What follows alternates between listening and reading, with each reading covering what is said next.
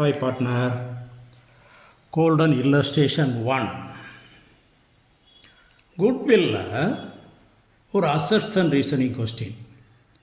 Asserts and reasoning question பொறுத்தளவில் ரெண்டு sentence கொடுத்துருப்பாங்க. ரெண்டு சென்டென்ஸுமே கரெக்டாக இருக்கலாம்.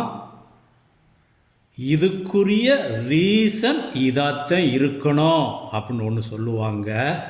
That is correct explanation. இல்லைனா ரெண்டு சென்டென்ஸுமே கரெக்ட் தான், ஆனால் இதுக்குரிய ரீசன் இது கிடையாது, நாட் கரெக்ட் எக்ஸ்ப்ளனேஷன் சொல்லுவாங்க. இல்லைனா அசர்ஷன் கரெக்டு, ரீசன் ஃபால்ஸ். இல்லைனா ரீசன் கரெக்டு, அசர்ஷன் ஃபால்ஸ். இதில் எதுங்கிறத நம்ம முதல்ல சரியாக வச்சுக்கணும். அப்போ குட்வில் என்ன படிச்சிருக்கோம் நம்ம? Purchase goodwill, self generated goodwill, it is not fictitious asset, intangible assets. அந்த பாயிண்ட்ஸில் கொஞ்சம் ஞாபகப்படுத்திட்டு கொஷனுக்குள்ளே போகணும். இப்போ பாரு, goodwill has a value which is normally realised when business is sold. Correct தான். இது பர்ச்சேஸ்டு குட்வில்ல பார்த்துருக்கோம் நம்ம.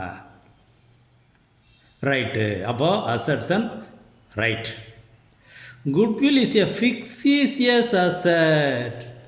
இந்த வேர்டை பார்த்தோடனே திஸ் இஸ் ராங் முடிவு பண்ணிட வேண்டியதான்.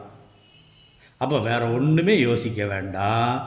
அசட்ஸன் கரெக்ட், ரீசன் ஃபால்ஸ். இதில் எங்கே ஆன்சர் இருக்குது பாரு, தேடி பார்த்தீங்கன்னா டி ஆன்சர்.